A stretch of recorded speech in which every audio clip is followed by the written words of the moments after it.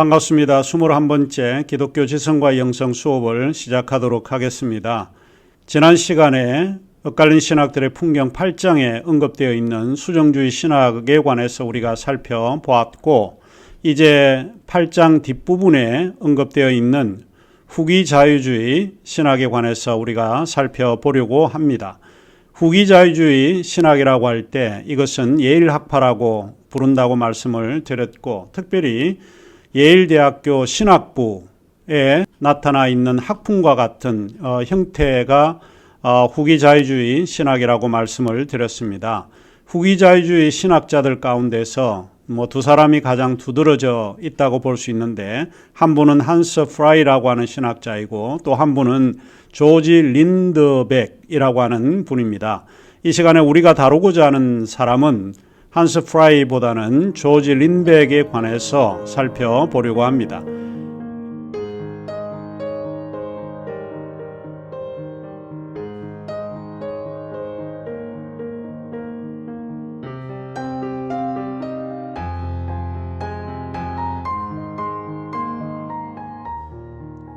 조지 린드백은 스웨덴계의 미국 개신교 신학자로 알려져 있고요. 예일대학 교수를 지내고 은퇴 후에도 명예교수로 지냈던 분이기도 합니다. 그는 2018년 95세 일기로 세상을 떠나게 되었습니다. 그는 선교사 자녀였기 때문에 중국과 한국에서 학교를 다니기도 했던 경험이 있는 사람입니다. 그래서 그런지는 모르지만 그가 가지고 있는 신학적인 사상 속에는 대체로 다른 문화 또 다른 경험에 대한 이해가 상당히 폭이 넓다라고 생각할 수 있고, 또 문화적인 그런 이해가 포용적이다라고 말씀을 드릴 수 있습니다. 이 다른 문화에 대한 포용성이라고 하는 게 흔히 우리가 말하는 에큐메니칼 운동이라든지 그와 같은 맥락에서 그의 신학을 이해하면 잘 이해될 수 있을 거라고 생각을 합니다. 자, 우선 후기자유주의라고 하는 이 용어가 갖는 의미가 무엇인지를 먼저 이해하는 것이 필요할 듯 합니다.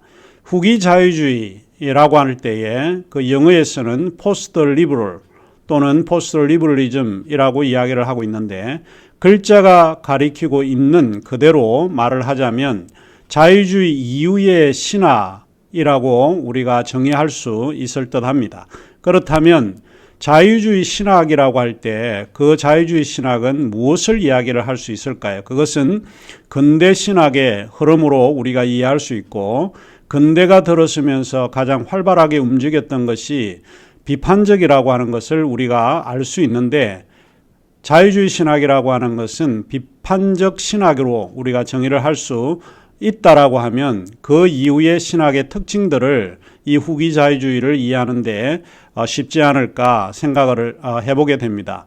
이제 그런 의미로 보는 것이 일단은 좋을 것 같고, 그렇다면 후기자유주의가 강조하고 있는 것은 도대체 무엇인가 라고 우리가 물을 수 있는데, 아마도 후기자유주의는 보편적인 근대 신학에 대한 반동의 의미로 이해해 볼 수 있습니다. 이런 점에서 보편적인 것의 반대 개념으로 지역적이거나 문화적이거나 또 개별적인 그런 의미로 우리가 받아들일 수 있고, 그런 맥락에서 신학을 전개했던 것이 후기자유주의 신학이라고 볼 수 있습니다. 말하자면 신학은 각자의 문화적이고 개별적인 의미가 더 중요하다라고 말을 할 수 있습니다. 그래서 이 신학이 강조하는 것은 한 두어 가지 단어로 정의를 하자라고 할 때 그 단어들은 아마도 문화적이고 언어적이다 라고 말을 하는 것이 훨씬 수월하다라고 말할 수 있습니다.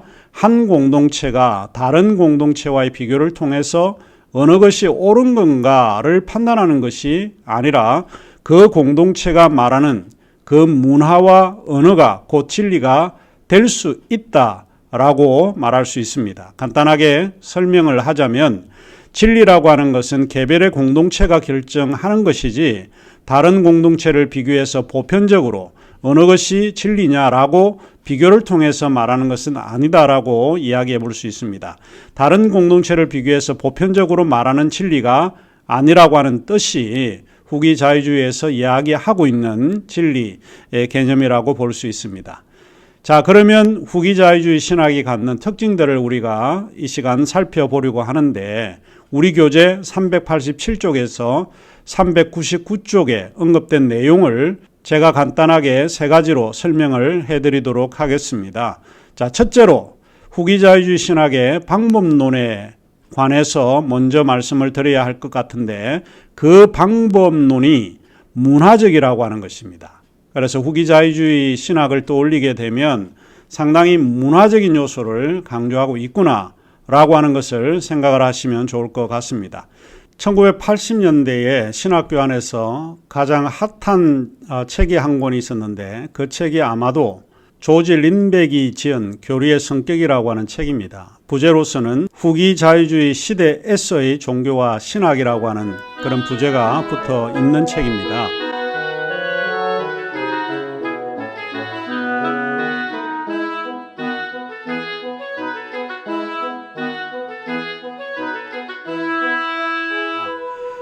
린드백이 후기자유주의 신학을 이야기를 할 때 가장 많이 의존하고 있는 사상이 비트겐슈타인의 사상이라고 볼 수 있습니다. 우리가 잘 알고 있듯이 비트겐슈타인의 철학을 이야기를 하려고 하면 두 가지로 좀 구분을 할 필요가 있습니다. 하나는 정기가 있고 또 하나는 후기가 있습니다. 그러면 정기는 뭐고 후기는 뭔가?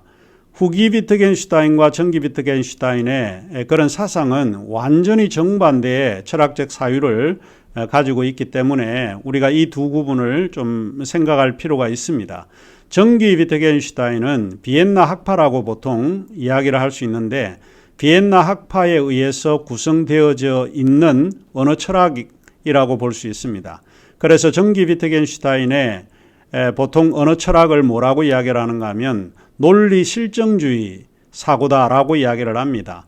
논리 실정주의는 우리가 사용하는 문장들 또 진술들 이런 것들이 경험적으로 검증될 수 있는 것만이 참이라고 인정하는 그런 류의 학파라고 볼 수 있는데 경험적으로 검증될 수 없는 문장이 있고 또 우리가 분석될 수 없는 그런 진술들을 우리가 발견할 수 있습니다. 경험적으로 검증될 수 없는 문장이나 진술들 이와 같은 것들은 무의미하고 일종의 넌센스라고 말을 하고 있습니다. 이와 같이 강조하는 철학이 논리 실정주의인데 정기는 이와 같은 언어 논리성에 대하여 분석하고 따져보는 그런 것이라고 볼 수 있습니다. 반면에 후기 비트겐슈타인은 분석이나 검증의 원리를 완전히 부정하는 그런 형태라고 볼 수 있고 언어라고 하는 것은 일종의 놀이이고 삶의 양식에서만 의미를 갖는다라고 주장을 합니다. 그래서 신학은 문학적으로 이해되어야 한다는 것이 린드백이 강조하고 있는 부분이라고 볼 수 있습니다.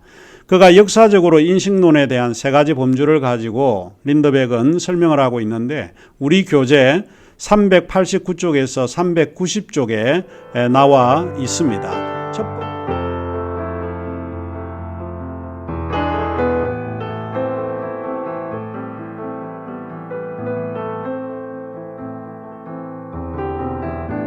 첫 번째를 뭐라고 이야기를 하는가 하면 인식명제주의라고 이야기를 합니다. 우리가 인식과 명제주의 이 두 가지 의미를 가지고 오랫동안 전통적인 그런 언어학에서 이것을 많이 강조를 해왔다라고 볼 수 있습니다.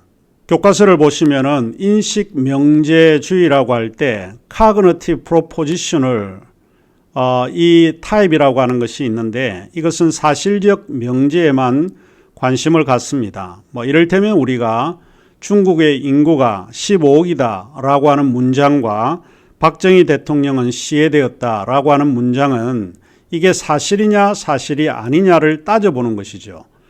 명제라고 하는 말은 진위문입니다. 이게 참이냐 거짓이냐를 밝히는 문장들 이와 같은 것을 명제라고 이야기를 하고 있는데 그래서 인식명제주의는 옳고 그름을 이야기하는 문장만이 참이다라고 주장을 하는 것이라고 볼 수 있습니다. 앞서 우리가 이야기를 했지만 논리 실정주의 즉 정기 비트겐슈타인의 양태가 인식명제주의 형태의 주장이라고 볼 수 있습니다. 자, 두 번째로 경험 표현주의가 있습니다.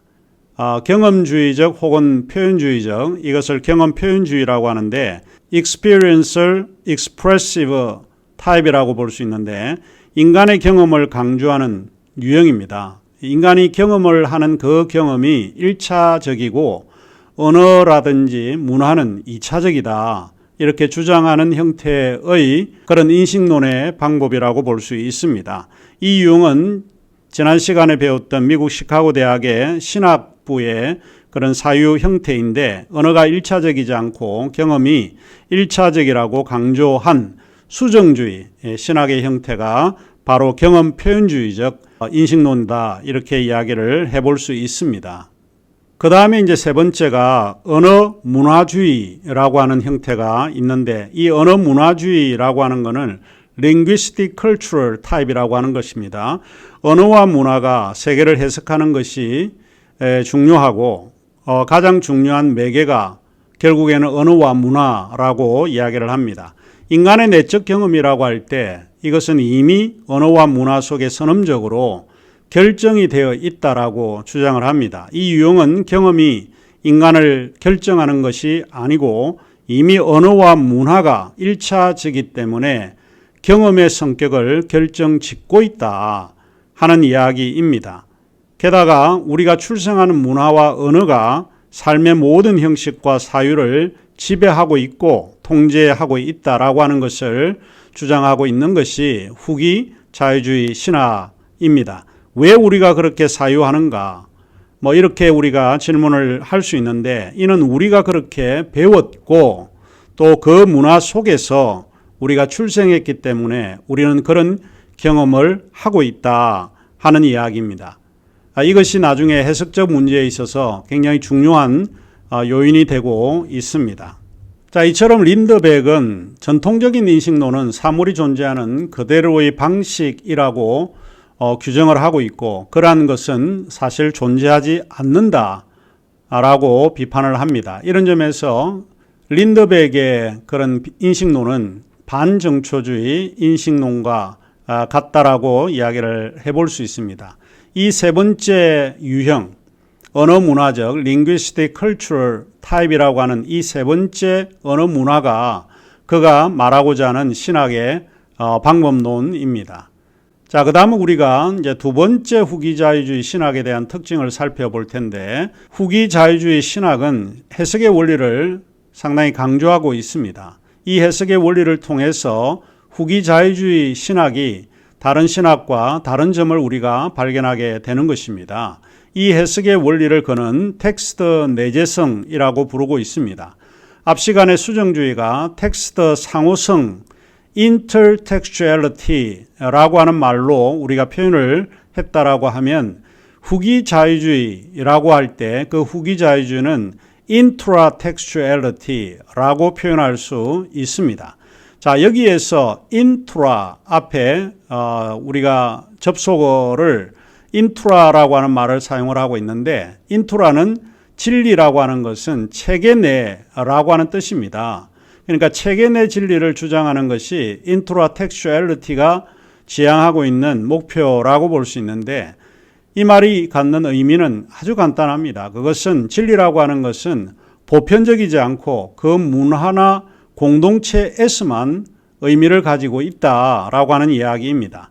자, 그러면 이제 텍스트 내재성이라고 할 때 그것이 갖는 의미는 무엇인가?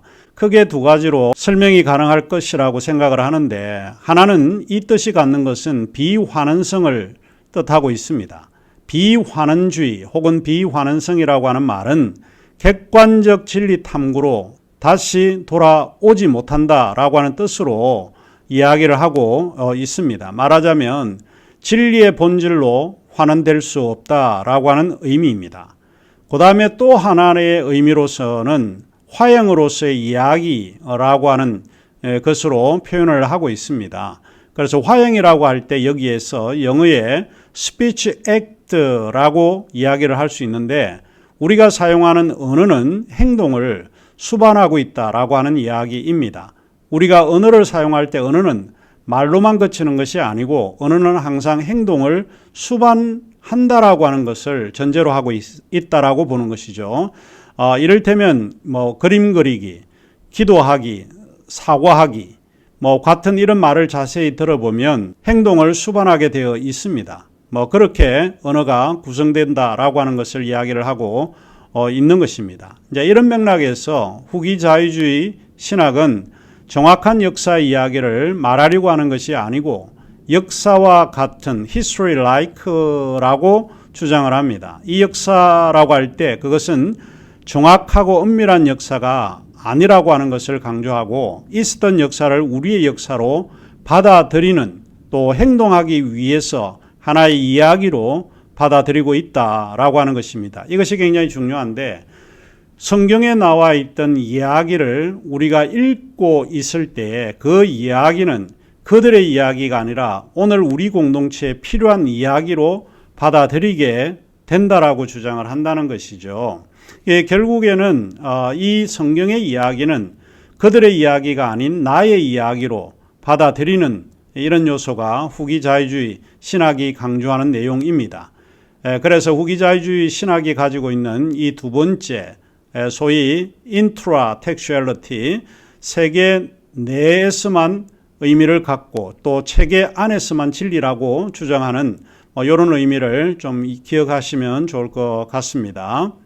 세 번째 후기 자유주의 신학이 갖는 특징은 언어놀이라고 볼 수 있는데 그 언어놀이는 신학 문법적이라고 볼 수 있습니다. 자, 놀이라고 하는 것을 우리가 염두에 두고 생각을 한번 해보면 주말마다 여러분이 경기를 보고 있는 것이 아마 농구나 배구나 축구 혹은 야구 이런 경기들을 관람할 거라고 생각을 합니다. 여러 경기들을 우리가 볼 때 경기가 다양합니다. 그럼에도 불구하고 경기는 그 안에의 경기가 요구하고 있는 규칙이 다르다라고 하는 것을 알 수 있습니다. 농구 경기를 하면서 발로 차고 이러는 것은 이게 반칙이라고 볼 수 있는 것이고 또 야구 경기를 하면서 발을 차고 하는 것도 우리가 옳지 않다라고 보는 것이죠. 이처럼 모든 경기는 그 나름대로 규칙을 다 가지고 있습니다. 린드백이 이야기하고 있는 것은 이 규칙이라고 하는 것을 뭐라고 이야기하는가 하면 일종의 문법이라는 거죠. 문법은 규칙입니다. 주어, 동사, 목적어, 목적, 보어 이와 같이 문법이라고 하는 것은 바뀌어지기가 어렵다는 거죠. 이처럼 모든 경기가 언어놀이인데 언어놀이는 다양하지만은 이 규칙은 그 놀이가 규칙을 결정하고 있다. 요거를 하나 염두에 두시고 기억을 해 주시면 좋을 것 같습니다. 이제 이와 같은 맥락에서 언어놀이를 생각할 때에 다양한 학문의 분야도 우리가 생각을 해볼 수 있습니다. 신앙의 언어놀이라든지 또 과학의 언어놀이라든지 여러 가지 이제 놀이들이 다 다르다라고 볼 수 있습니다. 규칙이 다 다르기 때문에요. 이를테면 우리 성경에 보면 나사렛 눈물, 예수님께서 나사로가 죽었다라고 하는 것을 듣고는 굉장히 슬퍼했습니다. 슬퍼했고 또 그 안에서 나사로가 죽은 것에 대해서 많은 사람들이 이제 생각을 하게 되는 것이죠. 예수님이 눈물을 흘렸다. 그런데 우리가 이제 그 눈물을 분석할 수 있습니다. 과학자들은 그 눈물을 분석할 때는 H2O라든지 그 다음에 소금이라든지 이와 같이 화학적인 그런 요소들을 가지고 눈물은 이런 것이야 라고 말을 하게 되면 그거는 과학의 놀이라고 볼 수 있습니다. 그런데 신앙의 놀이는 그거와는 정반대 다른 의미를 가지고 있습니다. 눈물이라고 할 때 그것은 의미가 뭐냐, 사랑의 깊이가 뭐냐 이와 같은 것을 따져보는 것이죠. 종교라고 하는 것도 마찬가지입니다. 종교의 언어놀이와 또 과학의 언어놀이, 수학의 언어놀이 다 다릅니다. 과학의 언어놀이가 신학의 언어놀이나 종교 언어놀이를 가지고 그것은 틀렸다 이렇게 이야기할 수가 없다는 것입니다.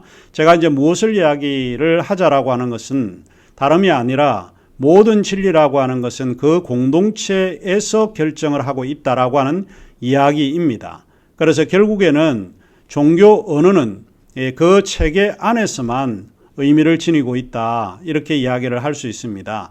그러면 후기 자유주의에 관한 결론적으로 말씀을 드리면 그렇습니다. 간단하게 이야기를 하자면 경험이 1차적이지 않고 언어와 문화가 1차적이다라고 보는 것이죠. 우리가 종교 경험이라고 하는 예를 들어서 어떤 사람이 개종해서 종교 경험을 했다라고 이야기를 하면 기독교가 요구하고 있는 종교 경험과 불교가 요구하고 있는 종교 경험이 다릅니다. 공동체가 가지고 있는 어릴 때부터 배워왔던 경험이라고 하는 어휘를 우리가 학습을 해왔기 때문에 경험도 기독교적으로 경험이 되고 불교에서 배웠다면 불교적으로 경험을 할 수 있다라고 보는 것이죠. 결국은 우리가 배웠던 언어가 경험을 결정짓고 있다라고 하는 이야기입니다. 자, 이게 이제 후기 비트겐슈타인에서 많이 영향을 받았기 때문에 린드백은 이와 같은 후기 자유주의 신학에 대한 특징들을 이야기를 하고 있습니다. 자, 그러면 이제 시간이 다 됐기 때문에 후기 자유주의 신학은 여기서 마치고 잠시 후에 우리가 9장으로 넘어가서 이야기를 하도록 하겠습니다.